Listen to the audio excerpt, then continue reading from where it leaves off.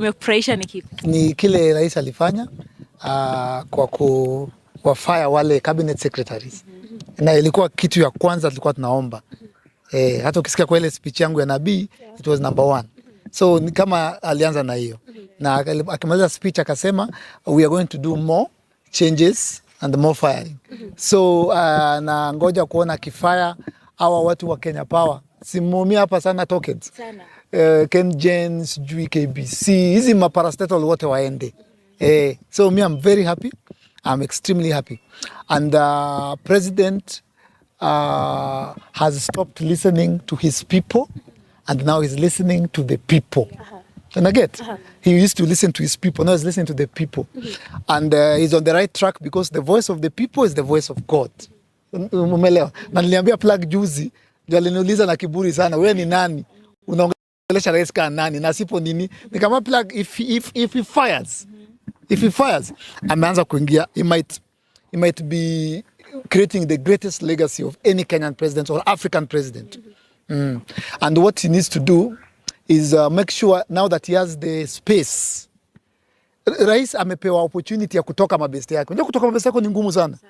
Tudi mimi nikupea job, siwezi kukunyang'anya. Lakini watu wote wakasema utolewe, nitakwambia Trudy, sio mimi. So ako na opportunity ya kumake history and kumake Kenya a trend worldwide by number 1 appointing a Mama Mboga cabinet secretary and appointing a Boda Boda cabinet secretary. Na Trudy, it's possible because out of 5 Boda Bodas, 3 are graduates. Hata hapa nje ukienda uangalie sahi, just pick 5 randomly. Watatu ni graduates wa KU ama UN, and out of those 3 wenye ni graduates, 1 akona first class honors. Let me ask her. Yes, ask. Maybe Erick, if an opportunity was presented to you, ukwe one of the CS, maybe in the next cabinet, unaweza kubali? Mimi hata sitaki kuwa CS. Mimi nataka kuambia President Ruto hapa kama mjadala wa leo, na muomba ya kwamba aniite, aniulize, Erick, kwa nini umeshikwa for 2 years? Ni nini uliona? Ni nini ulitamani? What was in your heart and your brain and your spirit and your soul? Why did you stop comedy and start going to the street? So right now you're ready to meet him? Yes, I want to advise him. I want to tell him I'm happy with him. He's listening to the people. Remember, Sai pia hana an official advisor. Hana official advisor. Yeah. Me, I'll tell the president why in 2022, ending. So it's 2.5 years. Yeah. I started going to the street and my message has never changed. It has been corruption, na corruption ni CSS. Hapo ndio naanza hapo. So, Mr. President, call some of us. Call some of us. You are ready. Yes, and ask us, Erick, ni nini hiyo uliona? Sasa hivi unajua kusema awaite, probably watadhania now you're ready for dialogue. Not dialogue. Okay. We're ready to give the president spiritual advice. Shishikosi, unajua kile kitu tumesema ime happen. Si ndio? Ilianza huko na Ezekiel Mutua. Hakuna kitu tumesema ja happen. If I was the president, I would sit back and say, ni nini hii? You get? Yeah? But if the president wants to win, cabinet yake isikuwe na politicians. Ikuwe na Wakenya. Ikuwe na Wakenya. Ikuwe na young people. Yeah? Because revolution has been pushed by the young people. So I take his time, I breathe in, I breathe out. Aombe, I seek wisdom, I seek advice. Yeah? Before I appoint. Jutaka tusirudi sikie ni coalition government of parties tena. Toka tumerudi back to penye tulitoka. Sisi kuna kitu tuko nayo. Kuna kitu tumeona. Na tunaweza saidia rais. So, that I can tell you. So Erick, at this point you are supporting President Ruto. Right now. You see, even in war, when you ukipata gains, sasa tumepata gain, you retreat, you breathe, you re-strategize, you wait. So President Ruto ali move chess, share. Tukasema noma. So that nam support, but nimefurahi na yeye. Because he has listened to the people. President Ruto has always been listening to his people. I can tell. Anambiwanga iko nini? Hao ni TikTokers. Yeah? Hao ni cloud chasers. Yeah? So umekuwa kwa street for like 2 years now as we speak. What is going to make you go back again to the street? Because mambo ni mengi. If the president does not fire the inspector general, if the president does not fire all parastatal heads, we will go back to the street louder, stronger, bigger, noisier, messier, if it does not do that. Kenyans have also been concerned about this office, the office of the Prime Cabinet Secretary. Because wengine wanasema it's not in the constitution and things like that. What is your stand as Erick Omondi? Mr. President, I know Musalia Mudavadi campaigned with you. I know he supported you. And I feel you. In life, it is important to reward, to say thank you. For truly nikikuja ni kusupport. Si nilikuja nini yako? Hiyo ukicelebrate 100. So uliniambia thanks. Mr. President, I understand that Mudavadi supported you. But you have an opportunity given to you by Kenyans to do the right thing. Mr. President, do not include any person that people expect or know in your government. So you think the position should also be abolished? It is not constitutional. It is the easiest to abolish. You're from a morning show, and you think kuna positions pia that should be reduced. Yes. Labda unaweza ambia. Women reps. Yeah. We had a clause, Shiko, you're a woman, in the Finance Bill 2024 that was going to tax women's pads. And it was discovered and brought on the limelight by men, young men. We had a clause that was going to tax pads. And it is young people, Gen Zs, who are men, who are fighting and discovered the pads in the finance bill. While we have 47 women reps, what are they repsing? If not women. They could not come together in a forum of 47 and a manner and raise their voice and refuse kusikue na pads. Kazi ya women rep ni nini? That's number one. Mr. President, Toa. Women rep. Yeah. Katakan referendum. Number two, we need to reduce the number of governors to 24, Shiko. From 47. From 47 to 24 counties. That's almost half. Almost half. The state of Texas in the US, it's led by a governor. Effectively, do you know Texas is twice the size of Kenya? Kenya inaingia kwa Texas mara mbili, inaliona governor effectively. Unaona kitu tunapenda Kiambu na Tattoo City. It's just the tip of an iceberg. We need to reduce counties by half, by more than half. 24. To reduce counties inamaanisha tuko na 24 governors, tuko na 24 senators. Inatoa burden ya tax kwa wananchi. And probably, do you think it's possible, or rather, do you think it will be effective, like as soon, because hey, Gen Z wanataka vitu zifanyike ASAP. Yeah, will probably take quite right now today. Mzee tunamalizia. Right now, Shiko, you can see I'm very upbeat. Nimefurahi sana. Yeah, true. Right now, as Erick Omondi, for the first time, I'm not demanding from Ruto. I'm not demanding. For the first time, I am suggesting. I am proposing. I am requesting. Sasa toni yangu imechange. Naomba. Mr. President, it will take time. But before you leave office, Mr. President, remember you are the last of your generation. You could be greater than Kibaki. You will be greater than Uhuru, than Moi, even, okay, the founding fathers, Tamguza.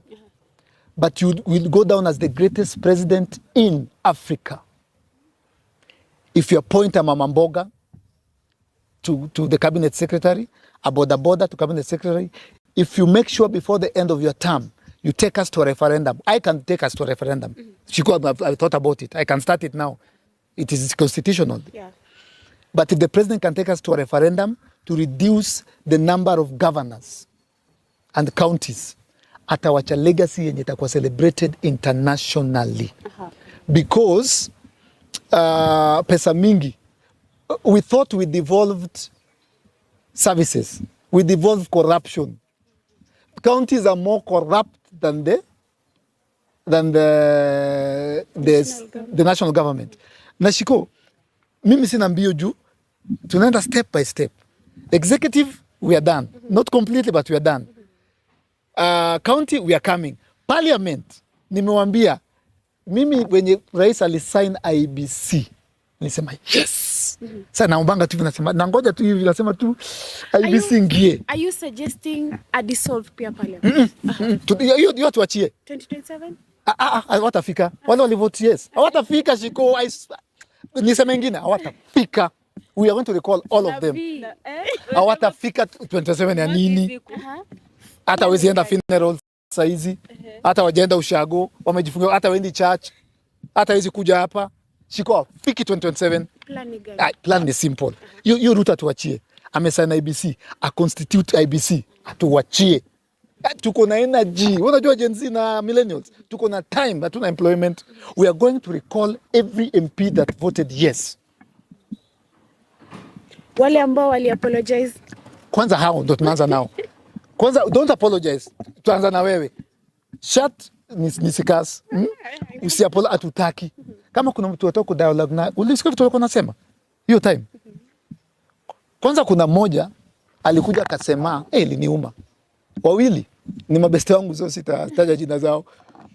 Mmoja alikuja akasema kwa TV akasema, Mr. Speaker sir, I went to Kenyatta University and I am an editor. Mr. Speaker sir, I am a graphic designer. Those things that you're seeing, Mr. Speaker, are doctored photos and videos. Yes. Mwingine na beste yangu akasema ile siku the first time Gen Z walienda tao, walikuwa wengi, mlikuwa kama 10,000. Ati ali drive from State House ndio wakienda kupitisha. Akasema kienda nini? Akasema kwa parliament. I'm just from State House, I drove through Kenyatta Avenue. I didn't see any demonstrations. Akaulizwa, you didn't see anyone? No, I saw some TikTokers. I saw some young people dancing and with phones and iPhones. But I didn't see any demonstrations. Kuna pia yule wa KFC, iPhone. Kuna ule mama alisema, bado mtanivotia na nimevotia yes, na nitalekuja na pesa na nini. Si ndio? They are going home. President Ruto, hiyo sikusumbue, we deal na nini? Na parastatals. Deal na tuachie legislature. Hata sishughulike nayo. Rais tulia. Wewe hakikisha kuna IBC. Wafiki wanafika kufanya nini? Kama kwa hawezi enda, hata we are doing them a favor. The people shouted loudly no. And you went against them as their representative. You no longer represent us. You are thieves. You are conmen. And if actually we won't stop there. Tukisha watoa wanyamaze. Wakiongea committee. Mr. President, there's some conversations around the scopes of Gen Zs are pushing the button a bit too far, especially after hashtag Ruto must go. Ilianza to make way online. Where maybe do you think that Gen Z, first of all, do you think that the Gen Z and the youth that are going on the streets are pushing the button a bit too far? Alafu pia, now that the cabinet was dissolved, alafu kuna watu wanataka now, because it is a decision that was triggered by what was happening on the streets by the voice of people. So people are asking, they want now to participate in now the reconstitution of the government. Yes. Yeah. How do you think that will end up? So that is where Ruto will win or lose. What he does next. What he's done now, he's on the right path now. Yeah? What he does next will determine whether he stays on the right path and we go back to the street. Let me help you understand Gen Zs. And I think I have the moral authority to speak on this issue. Because I think, saa zingine pia, because nimelala kwa flaws mingi za cells mingi, na nimeangushwa hata sasa niko na uchungu hapa kutoka kwa farasi. I think I have the right to say what I'm about to say. I think I understand what the demonstrations are about because I started them 2 years ago. I think I have the scope of what we want and how we want it because I started it 2 years ago. Actually, to be precise, 2.5 years ago. Nilianza na ile Play 75. The Gen Zs if I may quote one pastor, is a hammer that God is using to change things in Kenya. The Gen Zs have done their part. Wamekuja waka change systems, waka shake foundations. Mungu anawatumia. But me where I'm standing at right now, today, after kitu Ruto alifanya jana, I want to stand back and observe for a day or two. What will the president do next? Then from there, I can tell people, ndio tunaipata. That's what nimestipulate hapa. Fire so and so, fire the IG of police, reduce governors, appoint mama mboga. And ndio mama mboga mimi na insist, najua kwa nini. Tudi nikikupromise kitu hapa Kenya, lazima nikipromise yangu. That's the only way tuta fight corruption na tutakuwa accountable. Nikikupromise kitu lazima, nikisema tutafanya interview hapo Inja Citizen at 8. The president never talked about